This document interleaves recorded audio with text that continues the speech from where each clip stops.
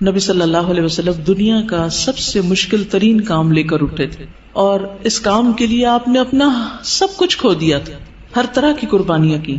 آپ کا بزنس اور آپ کی قوم کی ناراضگی، خاندان کی ناراضگی، اور اس کے علاوہ بھی بہت سی تکلیفیں، ہجرت، جہاد، کئی چیزیں. اور آپ کے بعد جو بھی اس راستے پہ چلتا ہے اس کو مشکلات آتی ہیں، کبھی معاشی پریشانیاں آتی ہیں، کبھی اولاد کا مستقبل تاریک نظر آتا ہے، کبھی لوگ ناراض ہوتے ہیں، رشتہ دار ناراض ہوتے ہیں، کبھی ساتھی کم ہو جاتے ہیں. ایسی صورت میں انسان کو کبھی بھی گھبرانا نہیں چاہیے. یہاں نبی صلی اللہ علیہ وسلم کو تسلی دی جا رہی کہ ہم نے آپ کو کوثر عطا کی ہے، لہٰذا آپ شکرانہ ادا کیجئے، نماز پڑھیے، قربانی کیجئے. آپ کا جو دشمن آپ کے خلاف ہے وہ آپ کا کچھ نہیں بگاڑ سکتا. حضرت انس رضی اللہ عنہ کہتے ہیں کہ آپ ہمارے درمیان مسجد میں تشریف فرما تھے کہ آپ پر ہلکی سی اونگ طاری ہو گئی. پھر آپ نے مسکراتے ہوئے سر مبارک اٹھایا تو ہم نے عرض کی کہ آپ کیوں مسکرا رہے ہیں؟ آپ نے فرمایا انزلت علی آنفا سورۃ، میرے اوپر ابھی ابھی ایک سورت نازل ہوئی ہے. پھر آپ نے بسم اللہ پڑھ کر سورت سنائی، اور سورت سنا کر فرمایا اتدرون ما الکوثر، یعنی تلاوت بھی سنا دی اور پھر وضاحت بھی ساتھ ہی کر رہے ہیں، تعلیم دے رہے ہیں. کیا تمہیں معلوم ہے کوثر کیا ہے؟ تو لوگوں نے عرض کیا اللہ اور اس کا رسول ہی بہتر جانتے ہیں. فرمایا وہ ایک نہر ہے جس کا اللہ نے مجھ سے وعدہ کیا ہے، اس میں خیر کثیر ہے. اس نہر میں کیا ہے؟ خیر کثیر ہے. در حقیقت یہ ایک حوض ہے جس پر میری امت قیامت کے دن آئے گی. اس کے برتنوں کی تعداد آسمان کے تاروں جتنی ہوگی، اور اس سے کچھ لوگوں کو ہٹا لیا جائے گا تو میں کہوں گا کہ یہ میری امت ہے. تو مجھے بتایا جائے گا کہ آپ کو نہیں معلوم کہ آپ کے بعد انہوں نے دین میں کیسی کیسی نئی چیزیں نکال لی تھی. صحیح مسلم کی روایت ہے. بہرحال سورت کا محور یہ ہے، مرکزی مضمون یہ ہے کہ آپ صلی اللہ علیہ وسلم پر نعمتوں کا ذکر ہے، آپ کے مقام کی فضیلت کا بیان ہے، اور اس کے بعد آپ کو کیا کرنا چاہیے اس نعمت اور فضیلت کو پا کر، اس کا ذکر ہے کہ آپ شکرانے کے طور پر اللہ کی عبادت کریں اور بندوں کے حقوق کا خیال رکھیں. اس میں ہم دیکھتے ہیں کہ پچھلی سورت میں 4 چیزوں کی بات تھی، یا 4 خاص باتیں تھی، جس میں سب سے پہلے تو بخل کا ذکر تھا کہ ایک شخص یتیم کی ضرورت پوری نہیں کرتا، مسکین کی نہیں کرتا، ان کو ذلیل کرتا ہے. دوسری چیز نماز میں غفلت کی بات تھی. تیسری چیز دکھاوے کی بات تھی. چوتھی چیز یمنعون الماعون، لوگوں سے خیر روکنے کی بات تھی. اس صورت میں 4 چیزوں کے کرنے کی بات ہے. سب سے پہلے بخل کے اپوزٹ کیا ہے؟ الکوثر، خیر کثیر، کہ اللہ سبحانہ وتعالیٰ نے آپ کو خیر کثیر عطا کی، خیر روکی نہیں آپ سے. نماز سے غفلت کا علاج کیا؟ فصلی، نماز پڑھو. پھر دکھاوے کا علاج کیا؟ لربک، اپنے رب کے لیے پڑھو. اور پھر یمنعون الماعون، اس کا اپوزٹ کیا؟ ونحر. جو شخص یہ کام کرے، کون کون سے؟ فصلی لربک ونحر، نماز بھی صحیح ادا کرے اور قربانی بھی کرے، صدقہ خیرات بھی کرے، اس کا دشمن سرنگوں ہو جاتا ہے. اس کا دشمن اس پہ غالب نہیں آ سکتا، اس کا دشمن اس کا کچھ بگاڑ نہیں سکتا. کبھی بھی آپ کو کسی سے خطرہ ہو، یہ 2 کام شروع کر دیں، اللہ آپ کی حفاظت کرے گا. مشکلیں آتی اس لیے ہیں تاکہ ہم اپنے آپ کو سیدھا کریں، نمازیں اور اچھی کریں، اور اس کے ساتھ ساتھ بندوں کے حقوق کی طرف توجہ کریں. کہاں کمی ہو رہی، کسی کے ساتھ زیادتی تو نہیں کر رہے. تو آپ دیکھیں کہ کیسے مشکلات پر آسان ہوتی. آپ کے خلاف بولنے والے اور آپ کے بارے میں باتیں کرنے والے خود ہی خاموش ہو جائیں گے. اس صورت کا پس منظر یہ بھی بتایا جاتا ہے کہ جب آپ کے بیٹے قاسم کا انتقال ہوا اور یہ خبر ابو لہب تک پہنچی تو اس نے کیا کہا کہ محمد ابتر ہو گیا، اب ان کا نام نشان مٹ جائے گا، کوئی ان کا نام لینے والا نہیں. تو آپ کو تسلی دی جا رہی ہے کہ آپ فکر نہیں کریں، ناکام آپ کا دشمن ہی ہوگا، آپ کو اللہ نے خیر کثیر عطا کر دی. تفصیل دیکھتے ہیں. انا اعطیناک الکوثر، بے شک ہم نے عطا کی آپ کو الکوثر. انا سے مراد اللہ سبحانہ وتعالی. اعطینا، ہم نے آپ کو عطا کی. عطا کیا ہوتی؟ جس کا بدلہ نہیں چاہیے. ٹھیک ہے.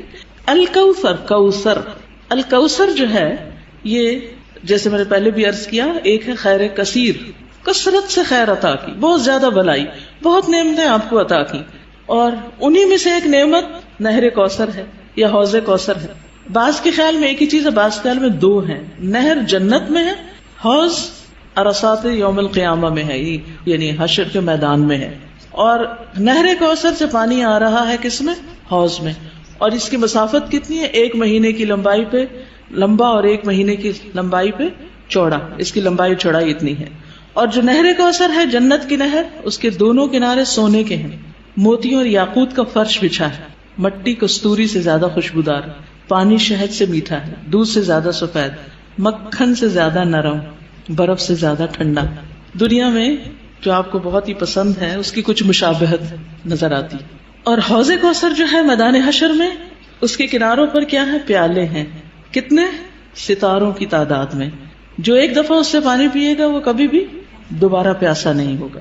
لیکن اس سے کس کو ہٹا دیا جائے گا؟ جو بدعت کرنے والا ہو، یا جو آپ سے دشمنی رکھنے والا ہو، آپ سے بغض رکھنے والا ہو، اس کو وہاں نہیں آنے دیا جائے گا۔ یا جو آپ کے دین سے بغض رکھنے والا ہو، نماز سے نفرت ہے، صدقہ خیرات سے، دین کا ہر کام مصیبت لگتا ہے۔ ایک یہ ہے کہ بوجھل ہونا، اچھا آپ سو کے اٹھے ہیں تو آپ کو بوجھل لگ رہا ہے نماز پڑھنا، وہ ایک فطری سی بات ہے، آپ تھکے ہوئے ہیں یا نیند میں ہیں۔ لیکن ایک یہ ہے کہ دل سے نماز کی چاہت ہی نہ ہونا۔ نبی صلی اللہ علیہ وسلم فرمایا کہ نماز میری آنکھوں کی ٹھنڈک ہے۔ ہمارے نزدیک نماز کا مقام کیا ہے؟ ہم میں سے ہر ایک کو سوچنا چاہیے، میری زندگی میں نماز کا مقام کیا ہے؟ مجھے نماز سے کتنی محبت اور چاہت ہے، کتنے شوق سے میں اس کی طرف جاتی ہوں، یا نماز بس خانہ پوری کی حد تک پڑھتی، کیونکہ یہ ہماری ایمان کا امتحان ہے اس میں۔ بہرحال یاد رکھیے، جس نے آپ صلی اللہ علیہ وسلم سے دشمنی رکھی، جس نے آپ سے بغض رکھا، جس نے آپ کی شریعت سے بغض رکھا، اس کے لیے پھر کوئی خیر نہیں، کوئی برکت نہیں، وہ حوض کوثر پر۔ رسول اللہ صلی اللہ علیہ وسلم سے بعض صحابہ کرام نے عرض کیا، کیا ہمارا رب قریب ہے کہ ہم اس سے سرگوشی کے انداز میں مناجات کریں، یا وہ ہم سے دور ہے کہ ہم اسے پکاریں، یعنی بلند آواز سے پکاریں؟ اس سوال کے جواب میں یہ آیت نازل ہوئی، وَإِذَا سَأَلَكَ عِبَادِي عَنِّي فَإِنِّي قَرِيب، اور جب تجھ سے میرے بندے میرے بارے میں پوچھیں تو آپ ان کو بتا دیں کہ میں قریب ہوں۔ اس آیت میں اللہ سبحانہ وتعالی نے عبادی کہہ کر اپنے بندوں پر خاص رحمت ظاہر کی ہے، اور پھر اپنے قریب ہونے کا ذکر کر کے دعا کرنے کی ترغیب دی ہے۔ یعنی اللہ سبحانہ وتعالی ہمیں اپنے بندے کہہ کے پکار رہا ہے، میرے بندے، ہم سب اسی کے بندے ہیں۔ اور پھر یہ بھی بتا دیا کہ انی قریب، میں قریب ہوں، دور نہیں ہوں تم سے، تم جب چاہو مجھے پکار سکتے ہو۔ ابو موسیٰ اشعری کہتے ہیں کہ ایک سفر میں ہم رسول اللہ صلی اللہ علیہ وسلم کے ساتھ تھے۔ جب ہم کسی وادی میں اترتے تو لا الہ الا اللہ اور اللہ اکبر کہتے اور ہماری آوازیں بلند ہو جاتی، تو نبی صلی اللہ علیہ وسلم نے فرمایا، اے لوگو اپنی جانوں پر رحم کرو، کیونکہ تم کسی بہرے یا غائب کو نہیں پکار رہے، وہ تو تمہارے ساتھ ہی ہے، بے شک وہ سننے والا اور تم سے بہت قریب ہے، اس کا نام برکتوں والا ہے اور اس کی عظمت بہت ہی بڑی ہے۔ تو اللہ سبحانہ وتعالی قریب ہے، اس کو ہم چاہیں تو دل ہی دل میں پکاریں، سرگوشیوں کے انداز میں پکاریں یا اونچی آواز میں پکاریں، وہ ہر حال میں سنتا ہے، اور جب وہ سنتا ہے تو جواب بھی دیتا ہے اور ہماری دعائیں قبول بھی کرتا ہے۔ اس لیے ہمیں اس کو قریب محسوس کر کے اس سے دعائیں کرتے رہنا چاہیے۔ تو وہ دعا کی قبولیت کے اعتبار سے قریب ہے، دعا کو سننے کے لحاظ سے قریب ہے، اپنے علم کے اعتبار سے سب لوگوں کے قریب ہے، اور خاص طور پر عبادت کرنے والوں اور پکارنے والوں کے قریب ہے۔ یعنی اس کا قرب دو طرح کا ہے، ایک عام قرب ہے جو سب کے لیے ہے، اور ایک خاص قرب ہے جو اس کے خاص بندوں کے لیے ہے، اور وہ خاص بندے جو عبادت گزار ہیں، جو اس کا ذکر کرتے ہیں، جو اس کے شکر کرنے والے ہیں۔ تو اللہ سبحانہ تعالیٰ ان کی دعاؤں کو قبول کرتا ہے، ان کی مدد کرتا ہے اور انہیں نیک کاموں کی توفیق عطا کرتا ہے۔ یہاں پر آپ دیکھ رہے ہیں کہ فَإِنِّي قریب کہہ کے بندے اور رب کے درمیان کوئی فاصلہ نہیں رکھا گیا اس اعتبار سے کہ کوئی اور واسطہ ہو۔ یہاں اللہ سبحانہ تعالیٰ نے جواب کو قل یا فقل کہہ کے نہیں فرمایا، جیسا کہ دوسری آیات میں آتا ہے۔ جتنے بھی سوال صحابہ کرام نے رسول اللہ صلی اللہ علیہ وسلم سے کیے تو ان کے جواب میں اللہ تعالیٰ نے فرمایا قل، آپ انہیں بتا دیجئے، لیکن یہاں پر قل بھی نہیں آیا، ڈائریکٹ فَإِنِّي قریب، اذا سألک عبادی انی فإنی قریب، یعنی بیچ میں کوئی واسطہ نہیں لایا گیا۔ تو اس سے یہ پتہ چلتا ہے کہ ہمارے اور ہمارے رب کے بیچ میں کسی اور واسطے اور کسی اور وسیلے کی ضرورت نہیں۔ اور جب اللہ تعالیٰ نے یا عبادی کہہ دیا تو اس میں سارے بندے شامل ہو جاتے ہیں، چاہے وہ نیک ہوں یا بد ہوں، بڑے ہوں یا چھوٹے ہوں، گناہگار ہوں یا بہت پرہیزگار ہوں، کوئی بھی ہو، جو بھی اپنے رب کو پکارتا ہے، رب اس کی پکار کو سنتا ہے اور وہ قریب ہے۔ لہٰذا جب ہمارا رب قریب ہے اور مجیب ہے، جیسا کہ آپ جانتے ہیں پروگرام کا نام بھی قریب مجیب اسی لیے رکھا گیا کہ ہمارا اگر اپنے رب سے تعارف ہو جاتا ہے، ہم اپنے رب کو پہچان جاتے ہیں کہ ہم کس کو پکار رہے ہیں اور وہ کہاں ہے، تو جتنا جتنا ہمارا یہ یقین ہوگا کہ وہ ہمارے قریب ہے اور وہ سنتا ہے اور جواب دیتا ہے، اتنی ہی زیادہ محبت اور توجہ کے ساتھ، اخلاص کے ساتھ ہم دعا کریں گے انشاءاللہ۔ اور پھر آپ دیکھیے کہ اللہ تعالیٰ ہماری دعاؤں کو ضائع نہیں کرتا۔ اجیب دعوت الداعی اذا دعانی، مطلب یہ ہے کہ جو بھی مجھ سے مانگتا ہے وہ کچھ پا کے ہی لوٹتا ہے، وہ نامراد نہیں ہوتا۔ جیسے زکریا علیہ السلام نے کہا تھا کہ وَلَمْ أَكُنْ بِدُعَائِكَ رَبِّ شَقِيًّا، کہ اے رب تجھے پکار کر تو میں کبھی بدبخت ہوا ہی نہیں، کبھی مایوس ہوا ہی نہیں، کبھی محروم ہوا ہی نہیں، جب بھی تجھے پکارا تجھ سے کچھ پا ہی لیا۔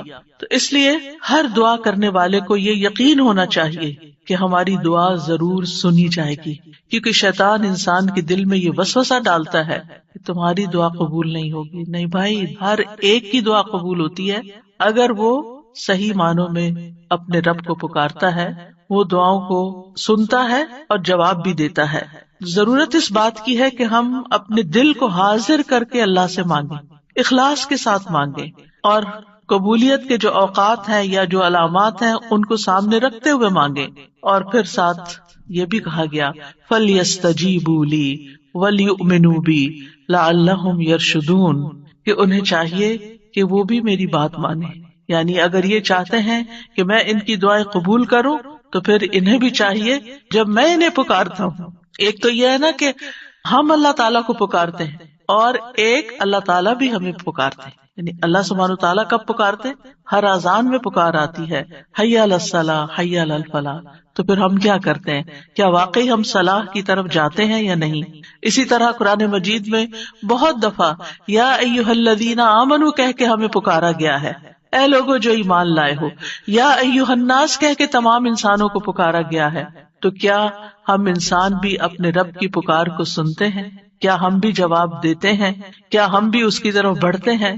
اور پھر یہ کہ وَلْيُؤْمِنُوا بِي، چاہیے کہ وہ مجھ پر ایمان لائیں، چاہیے کہ وہ میری بات مانیں، لَعَلَّهُمْ يَرْشُدُونَ، شاید کہ وہ سیدھی راہ پا جائیں۔ رسول اللہ صلی اللہ علیہ وسلم نے فرمایا تم میں سے ہر ایک کی دعا قبول کی جاتی ہے جب تک کہ کوئی گناہ یا قطع رحمی کی دعا نہ کرے، بشرطے کہ جلدی بھی نہ کرے۔ پوچھا گیا یا رسول اللہ وہ جلدی کیا ہے؟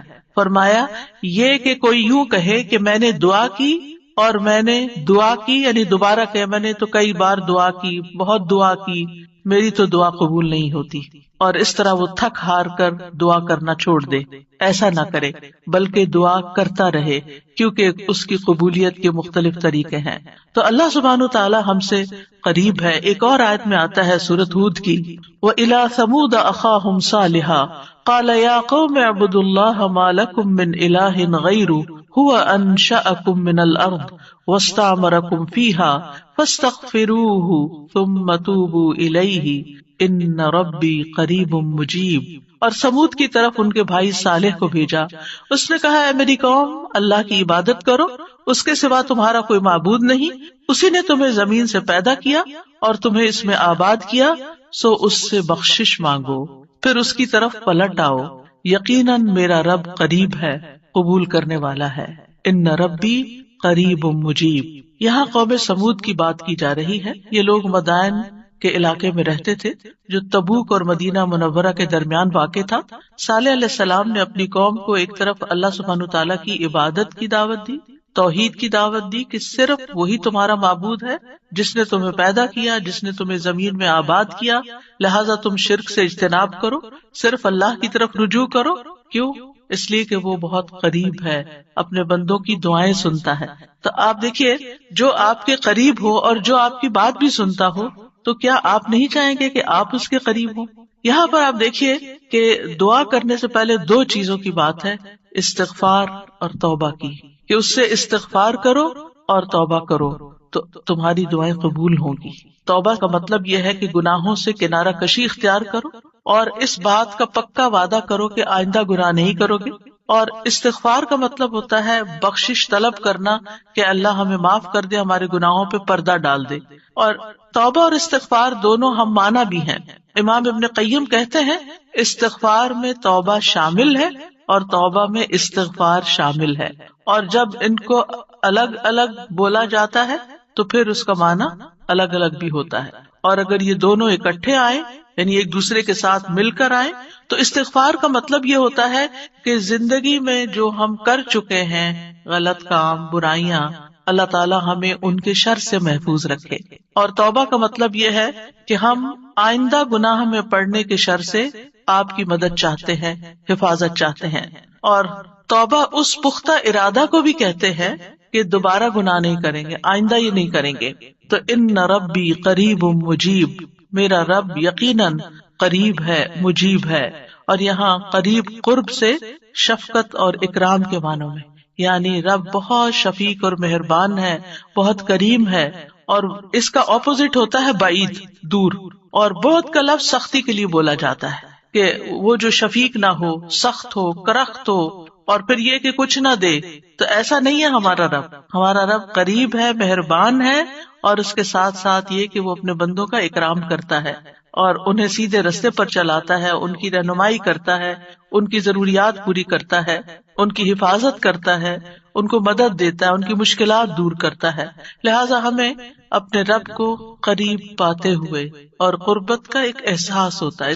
قریب ہونے کا مطلب یہ نہیں کہ اللہ سبحانہ و تعالیٰ کسی نعوذ باللہ فزیکل فارم میں ہمارے ساتھ بیٹھے ہوئے ہیں یا ہمارے دل میں بیٹھے ہوئے ہیں، یہ مطلب نہیں ہے قریب کا. قربت ایک احساس کا نام ہے. آپ نے دیکھا ہوگا بہت سے لوگ دور ہوتے ہوئے آپ کے دل کے قریب ہوتے ہیں، اور کئی لوگ آپ کے ساتھ رہتے ہوئے، آپ کے ساتھ بیٹھے ہوئے، آپ کے ساتھ زندگی گزارتے ہوئے بھی آپ سے دور ہوتے ہیں. تو اللہ سبحانہ تعالی کا قرب محسوس کرنے کی چیز ہے، اس طرح کہ وہ سنتا ہے. اللہ سبحانہ تعالیٰ سنتا ہے، السمیع ہے، اللہ تعالیٰ دیکھتا ہے، البصیر ہے، اللطیف ہے، الخبیر ہے، ہمارے دلوں کے راز بھی جانتا ہے. تو اس سے بڑھ کے قریب کون ہوگا جو شہرک سے بھی زیادہ قریب ہے، اور جو ہمارے دل میں خیال اٹھ کر جو ہمارے دماغ تک جاتا ہے اس سے پہلے کہ دماغ تک جائے وہ بیچ میں حائل ہوتا ہے اور وہ جان لیتا ہے کہ بندہ کیا سوچ رہا ہے. نہ صرف یہ کہ وہ یہ جانتا ہے کہ اس وقت کیا کر رہے ہیں ہم، وہ یہ بھی جانتا ہے ہم پاسٹ میں کیا کر چکے ہیں، اور وہ یہ بھی جانتا ہے کہ ہم فیوچر میں کیا کچھ کرنے والے ہیں. کوئی اور ہے ایسا جو اتنا زیادہ ہمیں جانتا؟ کیا وہ ہماری ضروریات کو نہیں جانتا ہوگا؟ کیا وہ ہمارے دکھ کو نہیں جانتا؟ کیا وہ ہماری پریشانیوں کو نہیں جانتا؟ کیا وہ ہماری زندگی کے مقاصد کو نہیں جانتا؟ کیا وہ ہماری کوششوں کو نہیں جانتا؟ کیا وہ ہماری عبادتوں کو نہیں جانتا؟ وہ خوب جانتا ہے، وہ سب کچھ جانتا ہے. تو جو جانتا ہے اس سے مانگے بنسبت اس کے کہ جو جانتا بھی نہیں ہے، اور ہم اس سے توقعات لگا کے بیٹھے رہے کہ یہ ہمارے لیے کچھ کریں گے. عام طور پر ہم جب کسی مشکل کا شکار ہوتے ہیں تو پھر بندوں کی طرف دیکھتے ہیں، نہیں، جو اپنے رب کو قریب پاتے ہیں وہ اپنے رب ہی کی طرف دیکھتے ہیں اور رب ہی کی طرف پلٹ پلٹ کر جاتے ہیں. اور تابا یتوبو کا مطلب پلٹ پلٹ کر جانا بھی ہے کہ واپس پلٹتے ہیں کہ اللہ تعالیٰ اگر ہماری کسی بات سے آپ ناراض ہو گئے ہیں یا ہم سے خفا ہیں تو ہم تیری ہی طرف پلٹتے ہیں. اعوذ بک منک، تجھ سے ڈر کے پھر تیرے ہی پاس پناہ لیتے ہیں اپنے گناہوں کے شر سے بچنے کے لیے، اپنی سیئات سے بچنے کے لیے. تو اس لیے تھرو آؤٹ جو ہمارا انشاءاللہ پروگرام ہوگا اس میں آپ یہ دو لفظ بس پکے کر لیں، وہ قریب ہے، وہ مجیب ہے، وہ بہت قریب ہے اور وہ جواب بھی دیتا ہے، وہ دعائیں قبول بھی کرتا ہے. اس لیے اس رمضان میں خوب خوب دعائیں کرنی ہے. اور ویسے بھی آپ دیکھیں کہ دعا افضل ترین عبادت ہے. الدعاء مخ العبادہ، عبادت کا جوہر ہے، عبادت کی ٹاپ پر ہے. تو رمضان کا مہینہ عبادت کے لیے، لہٰذا اس عبادت میں دعاؤں کا ایک خاص حصہ ہونا چاہیے. دعا ہے کیا؟ دعا کا لفظ عربی زبان میں دال عین واو سے مل کر بنا ہے. دعا یدعو دعاء و دعوتن، یہ دو مصدر ہیں اس سے. اور دعا کا لفظی معنی ہوتا ہے کسی کو آواز اور کلام کے ساتھ مائل کرنا، پکارنا. یعنی آواز بھی دینا، اس سے بات بھی کرنا، اور اس کو اپنی طرف متوجہ کرنا. ایک ہوتا کسی سے بات کرنا لیکن اس میں مقصد یہ نہیں ہوتا کہ میری طرف متوجہ ہو. مثلا میں آپ سے بات کر رہی ہوں اس وقت، تو مجھے آپ سے ایکسپیکٹیشن نہیں کہ آپ میری طرف متوجہ ہو کہ میری کوئی مدد کریں. لیکن دعا میں جب انسان پکارتا ہے تو اس کا مطلب ہوتا ہے کہ دوسرا متوجہ ہو اور جس مقصد کے لیے اس کو پکارا جا رہا ہے وہ مقصد بھی پورا ہو جائے. عربی میں کہتے ہیں دعوت اللہ، میں نے اللہ کو پکارا، یعنی میں نے سوال کرتے ہوئے، اللہ تعالی کی طرف عاجزی کرتے ہوئے، جو خیر ہے اس کے پاس اس میں رغبت رکھی اور اس رغبت کو طلب کرنے کے لیے اس کو پکارا، یعنی اس رغبت کے ساتھ اس کو پکارا. قرآن مجید میں دعا کا لفظ مختلف معنوں میں استعمال ہوا ہے. نمبر 1، دعا بمعنی ندا، آواز دینے کے معنوں میں. دعا کا مطلب کیا؟ آواز دینا. جیسے سورۃ آل عمران میں آتا ہے فَقُلْ تَعَالَوْا نَدْعُ أَبْنَاءَنَا وَأَبْنَاءَكُمْ وَنِسَاءَنَا وَنِسَاءَكُمْ وَأَنفُسَنَا وَأَنفُسَكُمْ. تو آپ کہہ دیجئے کہ آؤ ہم اپنے اور تمہارے بیٹوں کو اور اپنی اور تمہاری عورتوں کو بلا لیں، پکار لیں، یعنی تم بھی ان کو بلا لو، ہم بھی بلا لیتے. تو بلانے کے معنوں میں استعمال ہوتا ہے. تو عربی زبان میں دعا اور ندا یہ دو لفظ مترادف بھی ہیں، ایک دوسرے سے ملتے جلتے ہیں، سینونیمز ہیں، ایک جگہ پر اکٹھے بھی استعمال ہوئے ہیں. الا دعاء و نداء، کہ پکار اور آواز کے سوا کچھ نہیں سنتا. پھر اسی طرح دعا بمعنی طلب کرنا، کسی چیز کی ڈیمانڈ کرنا. قرآن مجید میں آتا ہے وَلَا تَزِرُ وَازِرَةٌ وِزْرَ أُخْرَى وَإِن تَدْعُ مُثْقَلَةٌ إِلَىٰ حِمْلِهَا لَا يُحْمَلْ مِنْهُ شَيْءٌ وَلَوْ كَانَ ذَا قُرْبَىٰ. اور کوئی بھی بوجھ اٹھانے والا کسی دوسرے کے گناہوں کا بوجھ نہ اٹھائے گا. یہ کب کی بات ہے؟ قیامت کے دن. اور کوئی بوجھ سے لدا ہوا شخص اپنا بوجھ اٹھانے کے لیے کسی کو بلائے گا، اس کو پکارے گا، وَإِن تَدْعُ، تو وہ اس میں سے کچھ بھی نہیں اٹھا سکے گا، کوئی مدد نہیں کرے گا قیامت کے دن، اگرچہ وہ قریبی رشتہ دار ہی کیوں نہ ہو. تو کسی کو مدد کے لیے بلانا، آؤ میرا سامان اٹھاؤ، میرا بوجھ اٹھاؤ، اس کے لیے بھی لفظ دعا جس میں ایک طلب پائی جاتی ہے استعمال ہوتا ہے. اسی طرح دعا کا لفظ بمعنی قول، بات کے بھی استعمال ہوتا ہے. قرآن مجید میں آتا ہے فما کان دعواہم اذ جاءہم بأسنا الا ان قالوا انا كنا ظالمین. جب ان کے پاس ہمارا عذاب آیا تو ان کا قول اس کے سوا کچھ نہ تھا کہ وہ کہنے لگے بے شک ہم ہی ظالم تھے. تو یہاں پر قول یا بات کے معنوں میں آیا ہے. پھر اسی طرح دعا کا لفظ عبادت کے معنوں میں بھی آتا ہے. سورۃ کہف میں نوجوانوں کا جو قصہ آتا ہے جس میں وہ اب ایمان کو بچانے کے لیے غار کی طرف جا رہے تھے، تو اللہ تعالیٰ نے ان کے بارے میں فرمایا وَرَبَطْنَا عَلَىٰ قُلُوبِهِمْ إِذْ قَامُوا فَقَالُوا رَبُّنَا رَبُّ السَّمَاوَاتِ وَالْأَرْضِ لَن نَّدْعُوَ مِن دُونِهِ إِلَٰهًا لَقَدْ قُلْنَا إِذًا شَطَطًا. اور ہم نے ان کے دلوں کو مضبوط کر دیا جب وہ اٹھ کھڑے ہوئے تو کہنے لگے ہمارا رب تو آسمانوں اور زمین کا رب ہے، ہم ہرگز اس کے سوا کسی الہ کو نہیں پکاریں گے، یعنی اس کی عبادت نہیں کریں گے، اور اگر ہم ایسا کریں تو یقیناً ہم نے ناانصافی کی بات کی. تو دعا بمعنی عبادت. پھر اسی طرح پانچواں معنی قرآن مجید میں دعا بمعنی فریاد کرنا، طلب کرنا، فریاد کرنا. اور اس میں وَإِن كُنتُمْ فِي رَيْبٍ مِّمَّا نَزَّلْنَا عَلَىٰ عَبْدِنَا فَأْتُوا بِسُورَةٍ مِّن مِّثْلِهِ وَادْعُوا شُهَدَاءَكُمْ. اگر تمہیں اس قرآن میں شک ہے جو ہم نے اپنے بندے پر نازل فرمایا تو اسی طرح کی ایک سورت تم بھی بنا لاؤ اور اللہ کے سوا اپنے گواہوں مددگاروں کو بھی بلا لو. فریاد کرو کہ وہ آئے اور تمہاری مدد کرے، یعنی مدد کے لیے پکارنا، یہ معنی ہے. پھر اسی طرح دعا بمعنی کسی چیز کی ترغیب دینا، یعنی کسی چیز کی طرف دعوت دینا. نوح علیہ السلام نے اپنی قوم کو پکارا تھا قال رب انی دعوت قومی لیلا ونہارا. اس نے کہا ہے میرے رب بے شک میں نے اپنی قوم کو رات اور دن پکارا، ان کو دعوت دیتا رہا دین کی طرف، اپنے رب کی طرف. اور اس میں معنی عبادت کا بھی ہے کہ اللہ کی عبادت کرو، تو عبادت کی دعوت میں ان کو دیتا رہا. پھر اسی طرح دعا بمعنی منسوب کرنا، نسبت دینا. ادعوہم لآبائہم، ان بچوں کو ان کے حقیقی باپوں کی نسبت سے پکارو، یعنی ادعوہم کا مطلب ہے کہ ان کو اپنے باپوں کی طرف ہی منسوب کرو، جن کے وہ بچے ہیں باپ کا نام نہیں بدلو. اور آٹھواں معنی ہے سوال کرنا، دعا بمعنی سوال. جیسے بنی اسرائیل نے موسیٰ علیہ السلام سے کہا قالوا ادع لنا ربک یبین لنا ما ہی، انہوں نے کہا تم اپنے رب سے ہمارے لیے دعا کرو. تو یہ جو دعا ہے یہ بمعنی سوال ہے، یعنی مانگو کہ وہ ہمارے لیے بیان کر دے کہ وہ گائے کس طرح کی ہو. تو قرآن مجید میں یہ دعا کا لفظ مختلف معنوں میں استعمال ہوا ہے، لیکن دعا کا عمومی شرعی معنی کیا ہے؟ اللہ کی بارگاہ میں عاجزی کے ساتھ سوال کرنا اور اللہ کے پاس جو خیر ہے اس میں راغب ہونا، رغبت رکھنا. اللہ کی بارگاہ میں اللہ کے حضور عاجزی کے ساتھ سوال کرنا، چیخ چلا کے نہیں بلکہ بہت ہمبل طریقے سے، اور جو خیر اللہ کے پاس ہے اس میں رغبت رکھنا، اس کا شوق رکھنا. طیبی کہتے ہیں اس سے مراد ہے اللہ کی بارگاہ میں انتہا درجے کی عاجزی، انکساری اور محتاجگی ظاہر کرنا.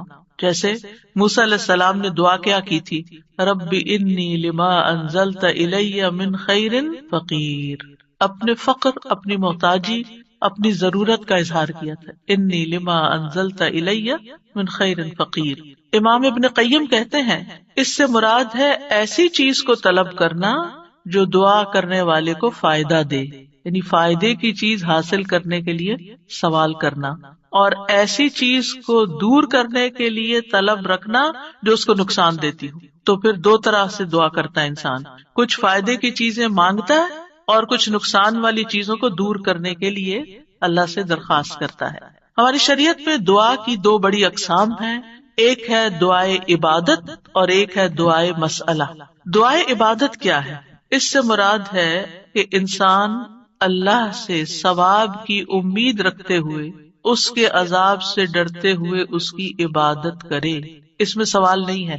تو عربی میں دعا بمعنی عبادت بھی استعمال ہوتا ہے، آتا ہے نا، وقال ربکم ادعونی استجب لکم ان الذین یستکبرون عن عبادتی سیدخلون جہنم داخرین. اس میں دعا کے دونوں معنی آ گئے. اور تمہارے رب نے فرمایا کہ مجھ سے دعا کرو میں تمہاری دعا قبول کروں گا، یہ تو سوال ہو گیا. اور دوسرا، بے شک وہ لوگ جو میری عبادت سے تکبر کرتے ہیں عنقریب و ذلیل و خوار ہو کر جہنم میں داخل ہوں گے. تو یہاں عبادت کا معنی بھی آ گیا عبادت کے لفظ کے ساتھ، یعنی دعا ایک طرح سے عبادت ہے. تو دعائے عبادت کیا ہے کہ انسان اللہ سے ثواب کی امید رکھتے ہوئے، اس کے عذاب سے ڈرتے ہوئے اللہ کی عبادت کرے، جیسے نماز پڑھے، روزہ رکھے، قرآن کی قرأت کرے، تسبیح کرے، صدقہ کرے، اللہ کی طرف لوگوں کو دعوت دے، تعلیم کا کام کرے. تو انسان ان میں سے جو بھی عبادت کا کام کرے گا وہ دراصل اللہ کی طرف راغب ہوگا، کیونکہ دعا میں رغبت پائی جاتی ہے. اور جو شخص مثلا نماز پڑھتا ہے تو گویا وہ زبان حال سے دعا کر رہا ہوتا ہے، اللہ سے بخشش مانگ رہا ہوتا ہے کہ اللہ تعالیٰ ہمارے اوپر رحم کیجیے، ہم نے جو گناہ کیے ہیں آپ ان کو معاف کر دیجیے. کیونکہ نماز بذات خود کیا کرتی ہے؟ بلاؤں کو ٹالتی ہے، گناہوں کو معاف کرنے کا ذریعہ. ٹھیک ہے. اچھا، صدقہ کیا کرتا ہے؟ گناہوں کی آگ بجھاتا ہے. ٹھیک ہے. تو یہ جو گناہوں کی آگ کا بجھنا ہے، یہ ہم بول کے بھی کہہ سکتے اللہ ہمیں جہنم کے عذاب سے بچا، تو وہ ہماری زبان بول رہی ہوتی. لیکن جب ہم صدقہ دے رہے ہوتے ہیں تو گویا ہمارا عمل جو ہے وہ اسی چیز کا تقاضا کر رہا ہے کہ ہم اپنے اوپر سے گناہوں کا بوجھ اتارنا چاہتے ہیں. تو ایک دعا سوال کے انداز میں ہوتی ہے اور ایک دعا حال کے ساتھ بیان ہو رہی ہوتی ہے، عمل کے ساتھ ہو رہی ہوتی ہے. اور دوسری جو دعائے مسئلہ ہے جس میں مانگنے کی دعا ہوتی ہے، تو وہ یہ ہے کہ انسان دنیا اور آخرت کی کوئی بھی بھلائی طلب کرنے اور دنیا اور آخرت کے نقصان کو دور کرنے کا سوال اللہ سے ہی کرے. دنیا اور آخرت کی کوئی بھی بھلائی مانگنا اور دنیا اور آخرت کے کسی بھی نقصان سے بچنا، یہ بس اللہ ہی سے کرے اس کا سوال. یہ دعائے مسئلہ ہے، یعنی سوال کرنے والی، یعنی وہ دعا جس میں ہم سوال کرتے ہیں. کن چیزوں کا سوال کرتے ہیں؟ دنیا اور آخرت دونوں. آخرت نہیں بھولنی. ربنا آتنا فی الدنیا حسنۃ وفی الآخرۃ حسنۃ وقنا عذاب النار. تو دنیا اور آخرت کی حسنہ مانگنا اور دنیا اور آخرت کے عذاب سے، مصیبت سے بچنا. وقنا عذاب النار، سب سے بڑی مصیبت تو آگ ہے نا، یعنی اس کی کوئی تکلیف انسان کو پہنچے. نبی صلی اللہ علیہ وسلم نے فرمایا دعا عبادت ہے. قال الدعاء هو العبادۃ قال ربکم ادعونی استجب لکم. تمہارے رب کا فرمان ہے میں پکارنے والے کی دعا قبول کرتا ہوں جب وہ مجھے پکارتا ہے. تو دعا جو ہے یہ عبادت کی اقسام میں سے سب سے عظیم قسم ہے. امام خطابی اپنی کتاب شأن الدعاء میں کہتے ہیں اس حدیث کی وضاحت کرتے ہوئے الدعاء هو العبادہ، وہ کہتے ہیں کہ دعا عبادت کا ایک بڑا حصہ ہے یا سب سے افضل عبادت ہے. جیسے کہ لوگ کہتے ہیں لوگ بنو تمیم ہیں اور مال اونٹ ہیں، یعنی لوگوں کو دیکھنا تو بنو تمیم کو دیکھو، مطلب سب لوگوں سے افضل ہیں. نبی صلی اللہ علیہ وسلم اسی سے تھے اور ان کی تعداد بھی زیادہ تھی. اور اسی طرح عربوں کے ہاں مال کی سب سے بڑی قسم اونٹ ہوا کرتے تھے. وہ کہتے ہیں مال تو اصل میں اونٹ ہے اور لوگ تو بنو تمیم ہی ہے. تو اسی طرح کہا گیا دعا تو عبادت ہی ہے. الدعاء هو العبادہ، دعا ہی عبادت ہے. الحج عرفہ، اس کا یہ مطلب ہے کہ صرف عرفہ میں جاؤ، یہ نہیں. مطلب یہ ہے کہ جتنے بھی ارکان آپ حج کے ادا کرتے ہیں ان میں سے عرفہ کے دن کا قیام اگر کسی نے پا لیا تو اس کا حج ہو گیا، اور وہ سب سے بڑا دن ہے جس میں بخشش ہوتی ہے. تو یہ عربوں کے کہنے کا ایک انداز بھی ہے نا. اور مراد اس سے کیا ہے کہ دعا سب سے افضل عبادت ہے اور ساری اطاعتوں اور ساری بندگیوں کا مغز ہے کہ انسان اپنی ہر پریشانی اور ہر ضرورت میں اللہ کی طرف متوجہ ہو جائے. یہ ہے اصل مقصد. اگر کسی مشکل میں پڑ گیا ہے تو اس مشکل کے دور ہونے کے لیے بس اللہ ہی کی طرف رجوع کرے اور اسی کا انتظار کرے کہ وہی کاٹے گا. لوگوں سے توقعات ہٹا لے. اس کا یہ مطلب نہیں کہ ہم لوگوں سے ہیلپ لے نہیں سکتے. آپ لوگوں سے ہیلپ لے سکتے ہیں، آپ ان کو بتا سکتے ہیں کہ آپ کس مشکل میں اور اس کا حل کیا ہے، لیکن ان سے توقع نہ رکھے کہ یہ میری مشکل حل کر دیں گے. مثلا آپ کو کوئی پرابلم ہوئی ہے، آپ کسی سے مشورہ کرنا چاہتے ہیں، آپ کسی سے کاؤنسلنگ لینا چاہتے ہیں، آپ ضرور لیں، لیکن یہ توقع نہ رکھیں کہ یہ آپ کا مسئلہ حل کر دے گا یا بس یہی آپ کے لیے سب کچھ ہو گیا. اس کو اللہ سبحانہ وتعالیٰ سے آگے نہ رکھیں. کہتے ہیں نا ہمت مردہ مدد خدا. ہمت آپ نے کرنی، کوشش آپ نے کرنی، مدد اللہ نے کرنی ہے. دعا کی بھی ہمت ہوتی ہے اور دعا کے لیے بھی ایک ایفرٹ لگانی پڑتی ہے اور اس کے لیے یکسو ہونا پڑتا ہے. خصوصاً آپ دیکھیں کہ جب کسی بڑی پریشانی کے نتیجے میں انسان کے ہوش اڑ جاتے ہیں، اوسان خطا ہو جاتے ہیں، اس کو کچھ سمجھ نہیں آتی، تو ایسی صورت میں انسان اپنے خیالات کو مجتمع کر کے فوکس کر کے پوری توجہ کے ساتھ اللہ کی طرف جب متوجہ ہوتا ہے تو یہ ہے اصل میں دعا کی روح. اور نہ صرف یہ کہ بڑی مشکلات میں بلکہ چھوٹی چھوٹی ضروریات میں بھی اللہ کی طرف رغبت کرنی چاہیے. دعا کی ضرورت کیوں ہے ہماری زندگی میں؟ کیونکہ ہم اللہ کے محتاج ہیں. بادشاہ وہی ہے، ہم فقیر ہیں. یا ایھا الناس انتم الفقراء الی اللہ، اے لوگو تم سب اللہ کے محتاج ہو. کوئی بھی انڈیپینڈنٹ نہیں، کوئی بھی یہ نہیں کہہ سکتا کہ میں اپنے سب کام خود ہی کر سکتا ہوں. واللہ هو الغنی الحمید، اور اللہ سب سے بے پرواہ ہے اور تعریف کے لائق ہے. بندوں میں سے کوئی بھی بے پرواہ نہیں ہو سکتا، ہم سب محتاج ہیں. دوسری بات، اللہ سارے خزانوں کا مالک ہے. وَإِن مِّن شَيْءٍ إِلَّا عِندَنَا خَزَائِنُهُ، کوئی چیز ایسی نہیں. وَإِن مِّن شَيْءٍ إِلَّا عِندَنَا خَزَائِنُهُ، کہ جس کے خزانے ہمارے پاس نہ ہوں. آپ کوئی چیز آرڈر کرنا چاہتے ہیں تو پتہ چلتا ہے وہ تو ہے ہی نہیں، ختم ہو گئی، اسٹاک ختم، آؤٹ آف اسٹاک. بڑی سے بڑی کمپنی، بڑے سے بڑے ریسورسز رکھنے والے انسانوں سے جب آپ مانگتے ہیں تو آپ دیکھیں کیا ہوتا ہے کہ انسان بعض اوقات وہ اوپر جا کے اتنی نیچے گرتے ہیں کہ پائی پائی کے محتاج ہو جاتے ہیں. ایسی مثالیں آپ نے بھی دیکھی ہوں گی، سنی بھی ہوں گی کہ کہاں ان کے پاس بہت کچھ تھا اور کہاں وہ زیرو پہ آ گئے. اللہ تعالیٰ ایسا نہیں ہے، ہمیشہ سے ہے اس کے پاس اور ہمیشہ رہے گا. ساری مخلوق اگر کسی میدان میں جمع ہو کر سب کچھ مانگے تو بھی اللہ تعالیٰ کے خزانوں میں اتنی کمی نہیں آتی جتنی ایک سوئی کو سمندر میں ڈبو کے نکالا جائے تو پانی جو سوئی کے ساتھ لگتا ہے اتنی بھی کمی نہیں ہوتی. وہ جتنا چاہے خرچ کرتا رہے، جتنا چاہے وہ بندوں کو دیتا رہے، پھر بھی اس کے ہاتھ بھرے رہتے ہیں، ان میں کوئی کمی نہیں ہوتی. ایک اور آیت میں آتا ہے سورۃ المنافقون میں، وَلِلَّهِ خَزَائِنُ السَّمَاوَاتِ وَالْأَرْضِ، آسمانوں اور زمین کے خزانے اللہ کے پاس ہیں. پھر کیا کرنا چاہیے؟ اس کے پاس جانا چاہیے. جس کے پاس کوئی خزانہ نہیں ہے اس کے پاس جو سارے خزانوں کا مالک. مشکل یہ ہے کہ ہمارے مانگنے میں کمی ہوتی ہے، دیر ہوتی ہے. وہ سب کچھ دے سکتا ہے، سب کچھ ہے اس کے پاس. You name it. آپ گھر جا کے بیٹھے غور کریں نماز کے بعد، کسی اور خاموشی تنہائی کے وقت، مجھے کیا چاہیے، مجھے کیا مسئلہ ہے، مجھے کیا پرابلم ہے، میری کیا پریشانی ہے، کیا اللہ کے پاس اس کا حل ہے؟ یقیناً ہے، وہ کر سکتا ہے، بالکل کر سکتا ہے. پھر مجھے کیا کرنا چاہیے؟ اسی سے مانگنا چاہیے، اس سے گڑ گڑا کے مانگنا چاہیے، اس سے اپنی محتاجی اور اپنی بیچارگی کا اظہار کر کے مانگنا چاہیے. امن یجیب المضطر اذا دعاہ ویکشف السوء. اللہ تعالیٰ آپ سے پوچھتے کون ہے جو بے قرار کی، مضطر بے قرار بے چین انسان کی بات سنتا، اس کو جواب دیتا. امن یجیب المضطر اذا دعاہ، جب بھی وہ اس کو پکارتا ہے. ویکشف السوء، اور وہ تکلیف کو دور بھی کرتا ہے. ایسا نہیں کہ وہ صرف سن رہا ہے، اس نے وہ تکلیف دور بھی کر دینی ہے. اور آپ کہیں گے بس اتنی سی بات تھی، میں اس کو اتنا پہاڑ بنائے ہوئی تھی، اپنی زندگی کا بہت بڑا مسئلہ بنائے ہوئے تھی، اور اللہ تعالیٰ کے لیے بس اتنی سی بات تھی. میرے مانگنے میں کمی تھی، اس کے پاس نہیں کمی. ہماری دعا میں کمی ہے، ہمارے اخلاص میں کمی ہے، اس کے دینے میں کمی نہیں ہے.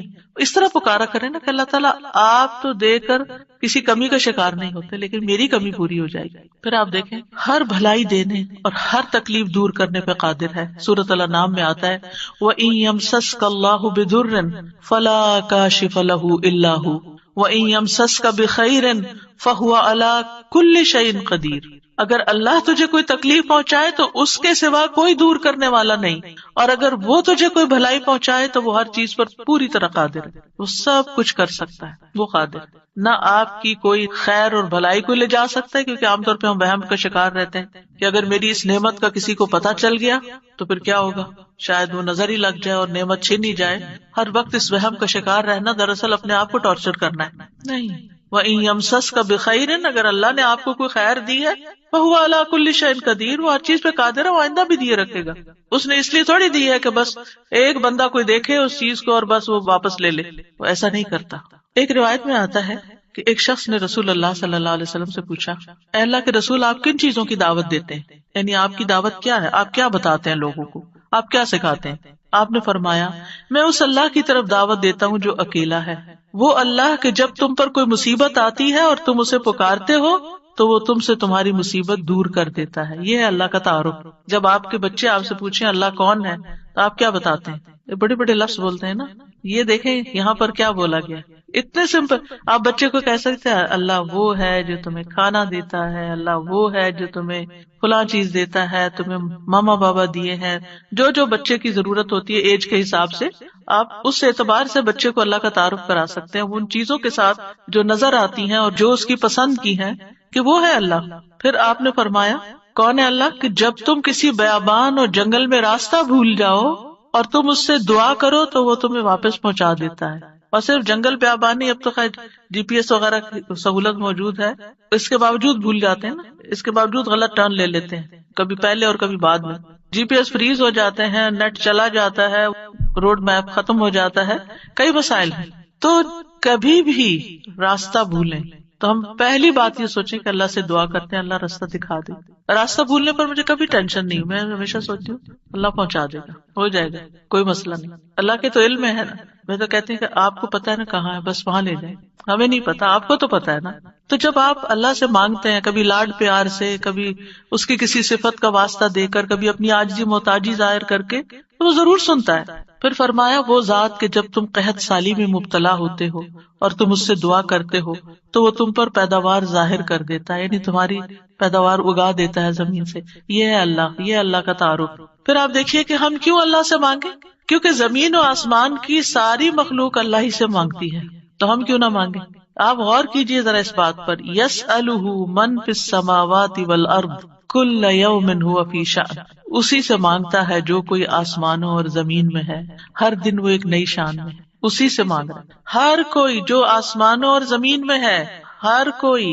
کون کون ہے آسمانوں اور زمین میں؟ آسمانوں میں فرشتے ہیں جن کو ہم جانتے ہیں، زمین پر انسان اور جنات ہیں، اس کے علاوہ جو اور مخلوقات ہیں، وہ ساری مخلوق اللہ سے مانگ رہی ہے. اگر ساری مخلوق اللہ سے مانگتے اور ہم کسی اور سے مانگنا شروع کر دیں، غیر اللہ سے مانگیں، تو کتنی حماقت والی بات ہے نا. اللہ نے عقل اسی لیے دی تھی کہ ہم اللہ ہی کو نہ پہچانے. تو اللہ سبحانہ و تعالیٰ سے سوال کرنے کے اعتبار سے 4 طرح کے لوگ ہیں. امام ابن تیمیہ کہتے ہیں پس تمام آسمانوں اور زمین کے لوگ اللہ سے سوال کرتے ہیں تو ان کے 4 درجات بن جاتے ہیں. پہلی قسم، کچھ وہ لوگ ہوتے ہیں جو نہ ہی اللہ کی عبادت کرتے ہیں نہ ہی اس سے مدد طلب کرتے ہیں، حالانکہ اللہ نے ان کو پیدا کیا، ان کو رزق دیا، ان کو عافیت دی. تو یہ کون ہے؟ نہ اللہ کی عبادت نہ ہی اس سے دعا، کچھ بھی نہیں، کوئی تعلق نہیں. دوسری قسم کے وہ لوگ ہوتے ہیں جو اللہ سے مدد طلب کرتے ہیں تو وہ ان کی مدد کر دیتا ہے، لیکن وہ اللہ کی عبادت نہیں کرتے، عبادت نہیں کرتے.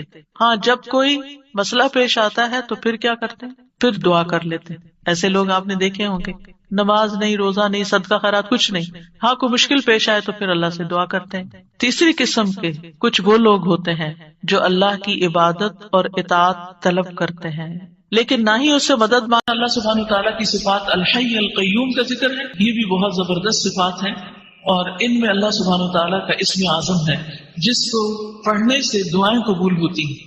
اسی لیے ہم دیکھتے ہیں کہ بدر کے موقع پر جب حالات بہت تنگ تھے تو نبی صلی اللہ علیہ وسلم نے کن اسماء کو پکار کر دعا کی تھی؟ یا حی یا قیوم برحمتک استغیث. حضرت انس کہتے ہیں میں نبی صلی اللہ علیہ وسلم کے ساتھ تھا کہ ایک آدمی نے دعا کی اور کہا یا بدیع السماوات یا حی یا قیوم انی اسألک، اے آسمان کو عدم سے وجود میں لانے والے، اے زندہ، اے قائم رہنے والے، میں تجھ سے سوال کرتا ہوں، یعنی میں تجھ سے مانگتا ہوں اپنی ضرورت کی چیز. تو آپ نے فرمایا کیا تمہیں معلوم ہے کہ اس نے کس چیز کے ساتھ دعا کی؟ قسم اس کی جس کے ہاتھ میں میری جان ہے، اس نے اللہ کو اس نام کے ساتھ پکارا ہے کہ جب اس نام کے ساتھ اللہ کو پکارا جاتا ہے تو وہ دعا قبول کرتا ہے. تو آپ چاہتے ہیں کہ آپ کی دعائیں قبول ہوں تو یہ تینوں نام اپنے ریمائنڈرز میں لکھ لیجئے. جب بھی آپ چاہیں کہ آپ کی دعا قبول ہو تو پہلے اللہ تعالیٰ کو ان ناموں سے پکارے اور پھر دعا مانگیں. قیامت کے دن جب لوگ جنت میں چلے جائیں گے تو جمعے کے دن اللہ تعالیٰ اعلیٰ علیین سے اپنی کرسی پر نزول فرمائیں گے. پھر اللہ تعالیٰ کرسی کو نور کے ممبروں سے گھیر دیں گے، یعنی کرسی کے ارد گرد کیا ہوں گے؟ نور کے ممبر. نبی آئیں گے یہاں تک کہ اس پر بیٹھ جائیں گے نور کے ممبروں پر. پھر اللہ تعالیٰ ممبروں کو کرسیوں سے گھیریں گے، صدیق اور شہداء آئیں گے یہاں تک کہ وہ ان پر بیٹھ جائیں گے. پھر اللہ تعالیٰ اپنی کرسی پر چڑھیں گے، اس کے ساتھ شہداء اور صدیق بھی چڑھیں گے. یعنی اللہ سبحانہ وتعالیٰ قیامت کے دن اپنے بندوں سے جس طرح ملاقات کریں گے اس کا ذکر یہاں کیا گیا ہے. صحیح الترغیب و ترغیب کی حدیث ہے. وَهُوَ الْعَلِيُّ الْعَظِيمُ، اور وہ بلند ہے، بہت عظیم ہے. اور حقیقت یہ ہے کہ اللہ سے بڑی کوئی بھی چیز نہیں، اس لیے ہمیں اللہ تعالیٰ کے ناموں کے ساتھ دعا مانگتے ہوئے خصوصاً تسبیح کرنی چاہیے. فسبح بسم ربک العظیم، قسم اس کی جس کے ہاتھ میں میری جان ہے، اس نے اللہ کو اس نام کے ساتھ پکارا ہے کہ جب اس نام کے ساتھ اللہ کو پکارا جاتا ہے تو وہ دعا قبول کرتا ہے. تو آپ چاہتے ہیں کہ آپ کی دعائیں قبول ہوں تو یہ تینوں نام اپنے ریمائنڈرز میں لکھ لیجئے. جب بھی آپ چاہیں کہ آپ کی دعا قبول ہو تو پہلے اللہ تعالیٰ کو ان ناموں سے پکارے اور پھر دعا مانگیں. یا حی یا قیوم برحمتک استغیث، یا حی یا قیوم برحمتک استغیث، یا حی یا قیوم برحمتک استغیث. اگر ہم کھانا کھا رہے ہیں تو ہم کیا سوچیں کہ اللہ رازق ہے، اللہ نے یہ رزق مجھے دیا ہے. پھر اسی طرح اگر ہمیں کوئی مشکل ہو رہی ہے تو اس کے ناموں کے ساتھ ہم اس کو پکاریں. یا حی یا قیوم برحمتک استغیث، اللہ کی رحمت کے ساتھ فریاد کریں. پھر اسی طرح زندگی کے جو مختلف کام ہیں ان کاموں کے ساتھ ہم اللہ تعالیٰ کی ان صفات کو ریلیٹ کرتے جائیں تو انشاءاللہ اس طریقے سے آپ کا ایک پرسنل لیول پر اللہ سبحانہ وتعالیٰ کے ساتھ ایک تعلق بن جائے گا. اس کو ایک چھوٹی سی مثال سے سمجھیں کہ جب آپ دنیا میں کسی انسان سے محبت کرتے ہیں، مثلا اپنے والدین سے، اور ان کی کچھ عادات آپ کے اندر آ جاتی ہیں تو پھر آپ مینشن کرتے ہیں وہ میری والدہ بھی تھی نا، وہ بھی اسی طرح ہی لوگوں کو کھانا کھلاتی تھی، وہ یوں صدقہ خیرات کرتی تھی، میرے والد تھے نا تو وہ ایسا کرتے تھے. یعنی آپ کا ایک کنیکشن ہوتا ہے، جو کام آپ کر رہے ہوتے ہیں نا اس کو کنیکٹ کر لیتے ہیں اپنے پیاروں کے ساتھ. تو ذرا اس سے اور اوپر اٹھ جائیں، یعنی جو بھی آپ کام کر رہے ہو تو ساتھ ساتھ اللہ کو یاد کریں. ایک تو یہ کہ اللہ سبحانہ وتعالیٰ کی ہستی کو یاد کرنا، محسوس کرنا، اور ایک یہ کہ اس کی صفات کے ساتھ، اس کے ناموں کے ساتھ. تو اس طرح آپ کی زندگی میں اور بھی زیادہ برکت ہوگی. اور جتنا جتنا آپ اللہ سبحانہ وتعالیٰ کے لیے خالص ہوتے جائیں گے اتنا اتنا آپ کے دل سے دنیا کے غم اور دنیا کی ہرس اور دنیا کی جو کمی کمزوری ہے، وہ آپ کو جو پریشان کرتی ہے، وہ آپ کے دل سے نکلتی چلی جائے گی. آپ رزق کے معاملے میں صرف اللہ پہ ڈیپینڈ کریں گے کہ اللہ رازق ہے، اور اس کے علاوہ لوگوں سے آپ کی ایکسپیکٹیشن نہیں رہے گی. اور جب لوگوں سے ایکسپیکٹیشن نہیں رہے گی تو پھر آپ کے اندر وہ لوگوں کی طرف سے اگر کوئی کمی بیشی ہوتی ہے تو کوئی غم اور دکھ بھی نہیں ہوگا، اور کسی چیز پر کوئی لالچ بھی نہیں ہوگا. یعنی اس کے پاس اتنا ہے، نہ آپ کسی سے حسد کریں گے، کیونکہ آپ کو پتا ہے کہ اصل تو رازق اللہ، اصل تو سورس اس کے پاس ہے. مجھے لوگوں سے کیا لینا دینا کہ میں ان کا دیکھ کے جلوں یا ان کے اوپر حسد کروں یا ان سے ناراض ہوں کہ ان کے پاس اتنا ہے تو مجھے کیوں نہیں دیتے اور میرا خیال کیوں نہیں رکھتے. نہیں، مجھے تو دینے والا اللہ ہے. اور جب اللہ پر انسان ڈیپینڈ کرتا ہے تو پھر اس کے دل سے یہ فکر نکل جاتی اور وہ دیکھتا ہے کہ چڑیوں، پرندوں، چیونٹیوں تک کو وہ رزق دیتا ہے، پتھر کے کیڑوں کو وہ رزق دیتا ہے، تو کیا وہ مجھے نہیں دے گا؟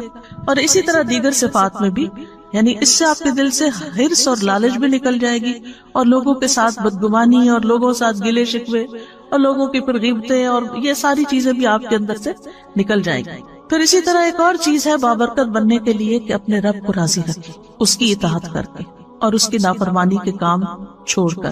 ابن القیم رحمۃ اللہ علیہ کہتے ہیں کہ برکت کا جامع راز یہ ہے کہ جو بابرکت شخص ہوتا ہے وہ وقت کی قیمت کو جانتا ہے، اور وہ یہ ہے کہ ہر لمحے اللہ کی رضا کا کام کرنا، یعنی جو بھی کوئی کام کر رہے ہیں اس کو اس طرح چیک کرتے جائیں کہ اس پر اللہ راضی ہے کہ نہیں، اور یہ اس کے وقت اور اس کی قیمت کا تقاضا ہے. یعنی میرے وقت کی قیمت کیا ہے کہ میں اس میں وہ کام کروں، چاہے میں دنیا کا کام کر رہی ہوں، چاہے میں دین کا کام کر رہی ہوں، چاہے میں عبادت کر رہی ہوں، کچھ بھی کر رہی ہوں، اس میں مقصود کسی انسان کی خوشی نہ ہو بلکہ اللہ کی خوشی ہو کہ میرا رب راضی ہو جائے گا. اور جب رب راضی ہو جائے گا تو آپ دیکھیں گے کہ بندے بھی آپ سے راضی ہو جائیں گے. اللہ تعالیٰ جس بندے سے راضی ہوتا ہے نا، اس کے لیے دنیا میں رضا اتار دیتا ہے اور پھر بندے بھی اس سے راضی ہو جاتے ہیں. لیکن اگر اللہ راضی نہیں ہے تو پھر لوگوں کو آپ کتنا بھی راضی کرنے کی کوشش کریں، اللہ کو بھول کر چھوڑ کر، تو وہ راضی نہیں ہو سکتے. پھر اسی طرح یہ ہے کہ جب انسان اللہ کو راضی کرنے کے لیے کوشش کرتا ہے تو پھر وہ لوگوں کی تعریف کو منتظر نہیں رہتا کہ کون مجھے پوچھتا ہے، کون مجھے اپریشیٹ کرتا ہے، کون میرے لیے بڑی بڑی باتیں کرتا ہے. اور پھر انسان کو اس بات کی فکر لگ جاتی ہے کہ اللہ کی نگاہ میں میرا مقام کیا ہے اور میری وہاں بھی قبولیت ہے یا نہیں. اس کو اپنے اعمال میں قبولیت کی فکر ہو جاتی ہے، نہ کہ لوگوں کی تعریف کی، کیونکہ ساری دنیا بھی اگر اس کی تعریف کرنے لگے اور اگر اللہ تعالیٰ اس سے راضی نہیں تو ایسے شخص کی زندگی میں کوئی خوشی نہیں ہو سکتی. پھر اسی طرح جو مبارک انسان ہوتا ہے وہ ہر چیز کو اس نقطہ نظر سے دیکھتا ہے کہ اس کے ذریعے میں اللہ تک کیسے پہنچوں، اس کے ذریعے میں اللہ تک کیسے پہنچوں. مثلاً اگر وہ کسی کی خدمت کرتا ہے تو وہ یہ سوچ کے کرتا ہے، چاہے گھر والوں کے لیے کھانا پکاتے ہیں آپ، ان کے لیے کلیننگ کرتے ہیں، ان کے لیے سارے جو بھی گھر کے کام کاج ہیں ان کے اوپر احسان کرتے ہوئے نہ کریں، یہ سوچ کے کریں کہ اس سے میرا رب راضی ہوتا ہے اور اس سے آپ کی تھکاوٹ بھی ختم ہو جائے گی. یہ میں اپنے رب کی خوشی کے لیے کر رہی ہوں، میں صرف شوہر کی خوشی کے لیے نہیں کر رہی. شوہر تو خود ہی خوش ہو جائے گا اگر میرا رب خوش ہوا، رب راضی ہوگا تو یہ بھی ہو جائے گا. تو میری فکر ہونی چاہیے رب کو راضی کرنے کی. تو چاہے وہ گھر والے ہوں، چاہے وہ کام کاج ہو، چاہے وہ مال ہو، چاہے وہ علم ہو، ذہانت، ہر چیز کو، جیسے ایک بزنس مین ہوتا ہے نا تو وہ ہر چیز میں دیکھتا ہے کہ اس چیز سے کیسے بزنس کیا جا سکتا ہے اور اس چیز سے کہاں سے پروفٹ کمایا جا سکتا ہے. تو جو ایک مومن بندہ ہوتا ہے وہ ہر وقت یہ سوچتا ہے اس چیز سے میں اپنی آخرت کیسے کما سکتا ہوں، اس لمحے اس وقت میں کون سا کام کروں کہ جس سے میرا رب راضی ہو جائے. اب مثال کے طور پہ کبھی آپ کے حصے میں ایسا کام ہوتا ہے، مثلاً دعوت کر لی آپ نے اور گھر میں لوگوں کو بلا لیا اور آپ کے اوپر سارا کام آ گیا، چاہے آپ کیٹرنگ کرا رہے ہیں، چاہے آپ کچھ بھی کر رہے ہیں، لیکن صرف گھر کی سیٹنگ اور لوگوں کو ویلکم کرنا اور پوچھنا، اور چاہے آپ ڈسپوزیبل یوز کر رہے ہیں لیکن پھر بھی آپ تک ٹوٹ جاتے ہیں. اگر یہ سب کچھ اللہ کی رضا کے لیے تھا تو اس کے بعد آپ کو ایسا سرور اور ایسی خوشی نصیب ہوگی. اور اگر لوگوں کی تعریف کے لیے تھا تو آپ کے دماغ میں شیطان یہ خیال ڈالے گا وہ تو شکریہ بھی نہیں بول کے گیا، اس نے تو ایسا میرے ساتھ رویہ کیا اور وہ تو یہ کر رہا تھا. وہ جانے کے بعد آپ اور زیادہ ٹوٹیں گے کیونکہ جس مقصد کے لیے آپ نے وہ دعوت کی تھی وہ تو پورا ہی کوئی نہ ہوا. لیکن اگر اللہ کو راضی کرنے کے لیے کہ لوگوں کو کھانا کھلانا ثواب کا کام ہے، لوگوں کو اکٹھا کرنا، ملانا، آپس میں بٹھانا، ان کو ویلکم کرنا، تو آپ دیکھیں گے کہ یہی چیز آپ کے لیے برکتوں کا باعث بن جائے گی اور آپ کے لیے خوشی کا باعث بنے. یعنی گویا دوسرے لفظوں میں قل ان صلاتی و نسکی و محیای و مماتی للہ رب العالمین، یہ بابرکت انسان کا قول ہوتا ہے کہ وہ اللہ کے لیے جیتا اور مرتا ہے اور اپنی ساری ذمہ داریاں صرف اللہ کی رضا کی خاطر پوری کرتا ہے، کہ بحیثیت بیوی کے، بحیثیت بیٹی کے، بحیثیت ماں کے، بحیثیت ایک ہمسائی کے، بحیثیت ایک طالب علم کے، بحیثیت ایک ٹیچر کے، میری رسپانسبلٹیز کیا ہے اور میں ان کو کیوں ادا کروں. اور اگر وہ اللہ کے لیے کرتا ہے، اللہ کو راضی کرنے کے لیے وہ رسپانسبلٹیز پوری کر رہا ہے، تو اللہ سبحانہ وتعالیٰ اس سے جب راضی ہوگا تو اس کے سارے کام درست کر دے گا، اس کی زندگی وقت ہر چیز میں برکت ڈال دے گا. تو مبارک انسان بننے کے لیے کہ جس پہ رب کی برکتیں نازل ہوں، کیا کریں؟ اپنی عادت کے، معمول کے، روٹین کے، ذمہ داریوں کے سارے کام رب کی رضا کے لیے کریں. ایک رب کے لیے ایک ہو جائیں، یعنی ادھر ادھر نہیں، ایک راستہ اختیار کریں اور وہ رب کی رضا. تو انشاءاللہ آپ ایک بابرکت انسان بن جائیں گے. پھر بابرکت انسان جو ہوتا ہے وہ اپنے دل کے اوپر کبھی بھروسہ نہیں کرتا، کیونکہ دل الٹ پلٹ ہونے والی چیز ہے. وہ اگر ایمان کی لذت کسی وقت محسوس کر رہا ہے تو اس کو ڈر لگتا ہے کہ کہیں یہ حلاوت مجھ سے چھن نہ جائے، کہیں ایمان کی یہ کیفیت میرے سے دور نہ ہو جائے. وہ اپنے دل کی نگرانی کرتا ہے، وہ اپنا محاسبہ کرتا ہے کہ مجھے اپنا ایمان ہر صورت برقرار رکھنا، کیونکہ قرآن مجید میں آتا ہے سورۃ الحجرات، حبب الیکم الایمان وزینہ فی قلوبکم، اس نے ایمان کو تمہارے دلوں میں محبوب بنا دیا اور اس کو سجا دیا. تو وہ اس خوشی کو جو اندر محسوس کرتا ہے ایمان کی، وہ اس کو کسی قیمت پر کھونا نہیں چاہتا، اور دل کے پلٹنے سے خوف کھاتا ہے، اور اسی لیے دعا کرتا ہے